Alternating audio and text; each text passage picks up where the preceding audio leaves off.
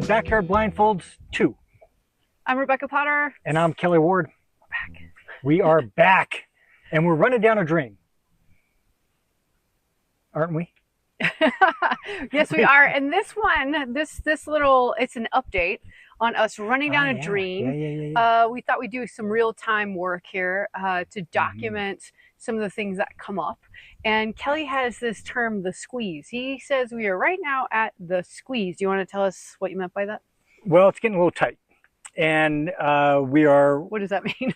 Well, I'm about to explain it. Okay, go ahead. So our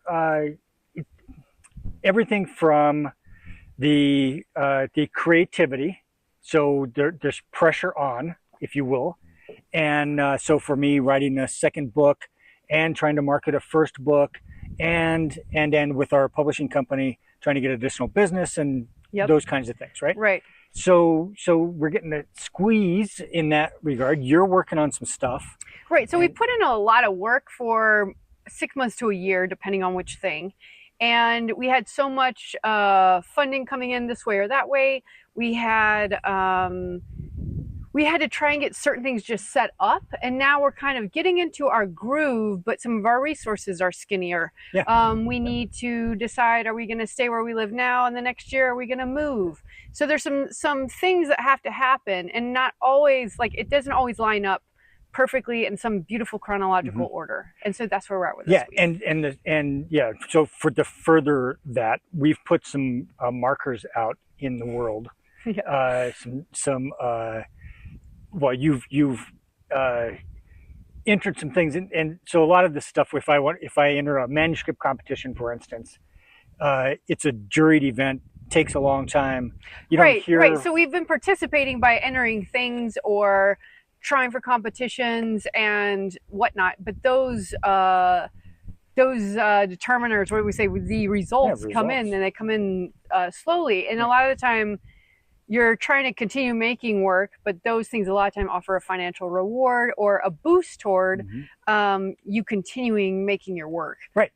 So, and like all great laid plans, we forgot to check the calendar, and you know, our calendar is basically we do something and the next day all the money rolls in.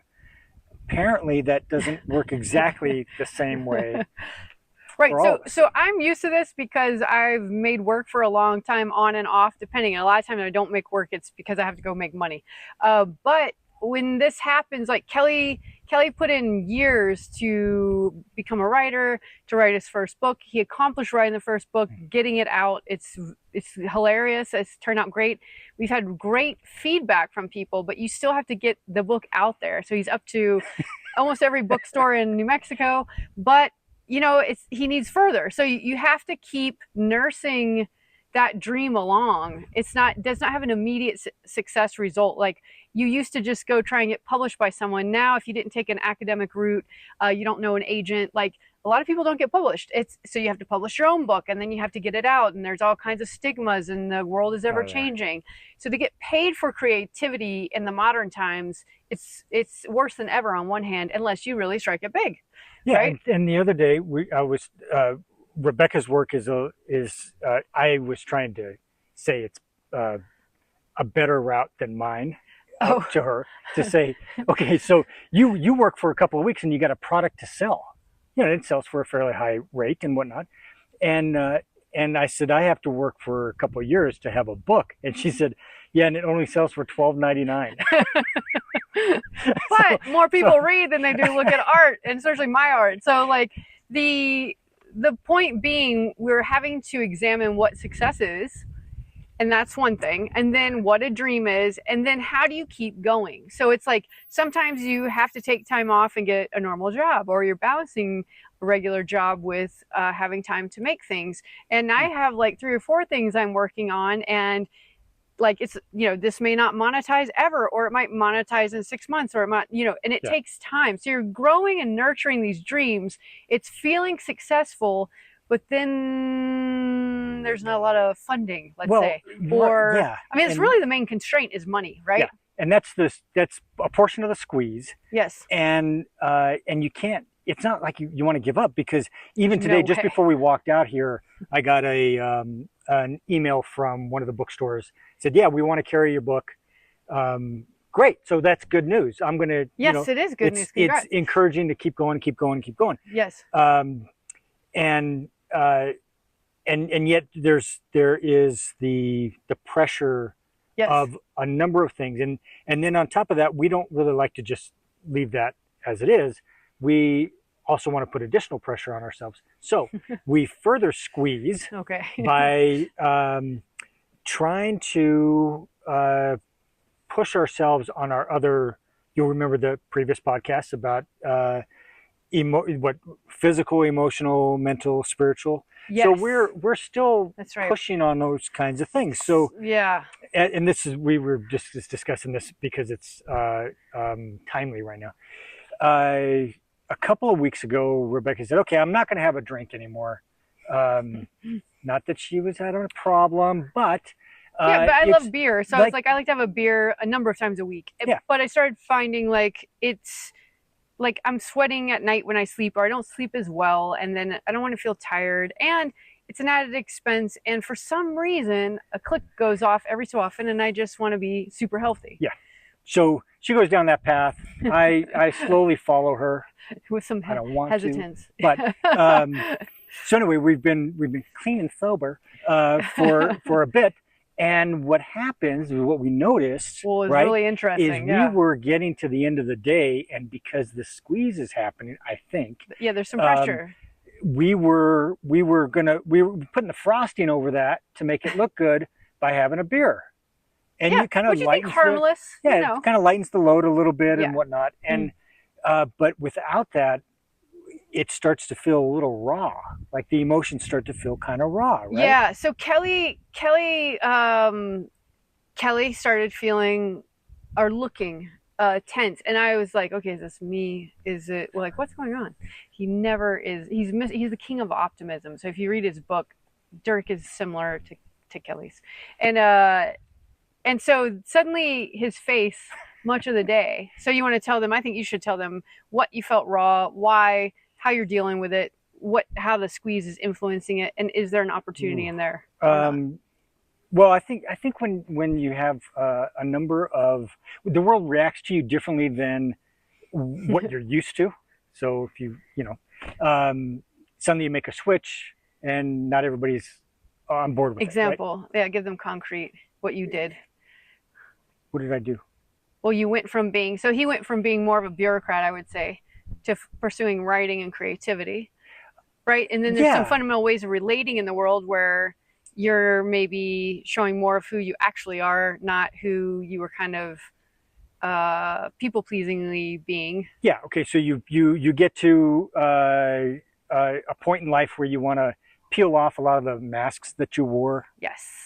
You had a particular kind of career that put you in the public eye in a certain kind of way, and then you do a 180, go a different direction, which is kind of more, I think, more authentic to me. I think so too. And so the conversations and my availability to be that earlier version of me is not there. And so I think there's a lot of adjustment that happens. Right. So the people around you, when you go to pursue a dream or become more authentically yourself, you can't really fault them for being irritated, stunned, hurt, whatever. Kind of shocked. I think they're kind of shocked. I think it's a shell shock too.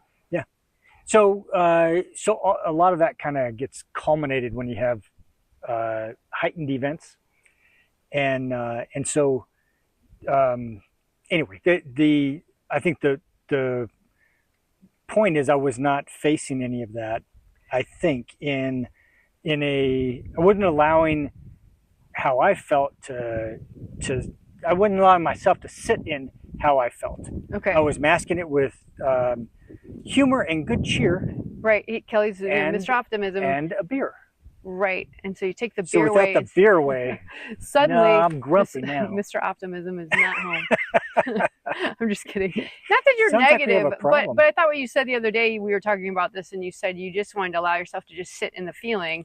So when things aren't going well, I think to transition to digest change, when you're running down a dream, it's a long race. So I imagine these people who run 100-mile races. I mean, you have moments where you are just irritated, not into it, but you believe in yourself, so you continue through it. And I think processing the emotions through it is going to give you more steam for the long haul. Yeah, I think so. It forces a bit of a pause and a bit of a pacing that that I think is healthy, and I assume it's going to reflect in the work, and you know, to allow myself to have the not a false, kind of, I think normally I would create a false gleefulness. Okay. And I'm not going to let myself do that this time. Yeah, and which I think is really interesting when you're running down a dream. These are the kind of things that happen that I don't think we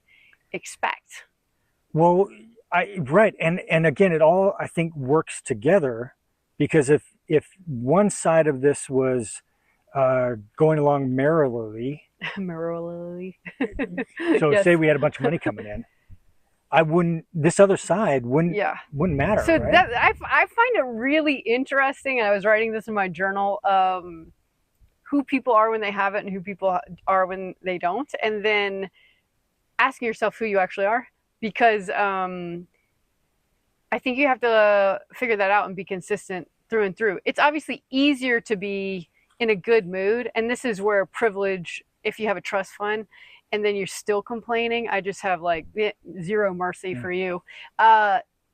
It's a real challenge to, and so what I wanted to bring up with the squeeze right now that I was feeling on a daily, like these practices we talked about with the ants and the PMES and like really taking care of yourself are huge. I try each day to, I'm really aware of my bank account. I'm really aware of the things I need to do to rectify the bank account.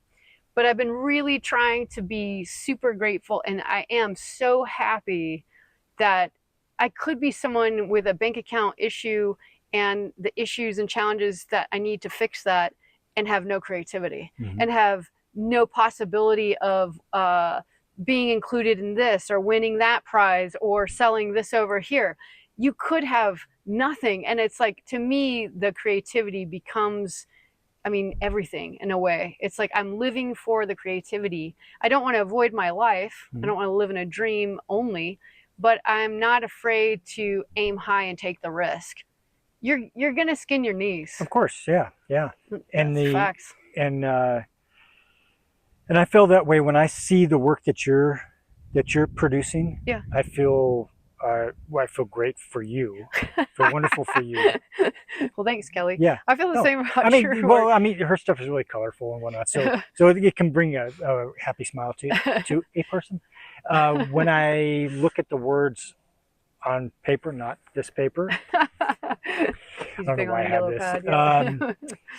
But when I see the words, now this second book isn't fashioned up like a book yet. It's still a complete absolute mess. But I mean, there are sentences on paper, and I feel great about that. So when I'm in that, like, or nothing, to go to nothing a else bookstore really and see your book. Oh, I don't know. That's I don't have that that's opportunity. Cool. I mean, I think that's very exciting. I mean, I think to envision anything and make it a reality. Yeah. I don't think there's much more pleasurable thing in life. Yeah, you know? And somebody I know bought a book the other day in one of the bookstores, and sent me a picture of them outside the bookstore with the book. Yeah, that's really neat. And that's then very neat. We sent one to a friend of yours, and he said, I just got it, and holding it is, I can't remember exactly. He was saying like it's inspiring to him, because he's a writer as well, to then want to write a book. And it's like those are the pleasures of, those are the successes. Yeah. It would be nice if the world would reflect more of that back. However, I think most people who are creative, you do it because you're communing with source and spirit, and making something that gives you pleasure. It's a pleasure to do it. But you don't want to delude people. It is a journey, and it is a lot of work. And I think reason for like kind of sharing these squeezes that start happening is because as a society, to me, respecting that creative people's work shouldn't be free nor cheap, and that if you want good culture, if you don't want Hollywood to remake all the movies ever made 8 times over, maybe you need to start thinking about supporting local writers. You need to think about how you vote on such things if you're in the industry. You have to respect creativity and respect artists. It is not, it's a lot of work. I mean, a lot of work for a book that costs $12.99. 2 years. Yeah. For $12.99. And that's not what he gets. You know, so it's like, it's a lot. Yeah. And I think people don't realize it, and then they're going to complain or tell you, are you going to give me one, rather than them go buy one. And I think that, you know, wow, you should really take a look at yourself. Yeah. I think what the other reason to I think jump into this conversation mid what do we call it, a check-in? It's like a check-in on how it's going, because we have specific, you know, we want to be working artists making our income from our creativity. Yeah, so this is us through this at midlife. Yeah, through this transition. Me, a big transition. And and it can feel like right now I feel raw. Yes. I think that's the word I used to say to you. I feel splayed open and on display, extremely vulnerable and extremely raw, and I wouldn't have it any other way, I don't think. I mean, it would be nice to just smooth over everything, but there's a lot of learning and a lot of growing as an individual and hopefully as an artist. I think that's what you have to be, because I was thinking about you know, certain fashion shows we watch, and it's like, you know, it's all glam and luxury, and at the end the designer, who I'm not going to mention, but they teared up and they got emotional, and everyone's like, oh, those are real tears. And I'm thinking, God damn, yeah, they are. Like, the guy is probably under so much pressure, and it's so much work to make a whole line of fashion. And I don't think the world gets how much that person is involved personally in that creation. And it's a big deal, you know. So when you walk around and say, well, I can paint that, or, you know, people do all the things that they do, or I'll just go get something at World Market, I don't need to pay somebody that, you know, it's like, wow, okay, like, maybe get yourself educated, you know, like, before you start spewing such things off. So I wish there would just be a little bit more involvement and people realizing what it's like to be an artist a little bit more. It doesn't mean you're a starving artist, so I don't need the pity party. What you need is people to understand that it's not free, it is a skill. People hone and craft it their entire lifetimes, and it's to be respected, I think. But it's a risk. You know, there's no guarantees in life, whether you want to be, you know, you make the world's best hamburger, you want to be the CEO of Donna Karan or whatever. It's always a risk when you have a dream. I agree. All right. Well, that's our little update. We hope to have in the next bit some more episodes that will probably be a little bit different, and then we'll come back around to this running down a dream in about 1 to 2 months, and you'll know that we were an utter failure with our major attempts, and we're going to try again, or we had some successes. So stay tuned for that. There we go. All right. See you guys.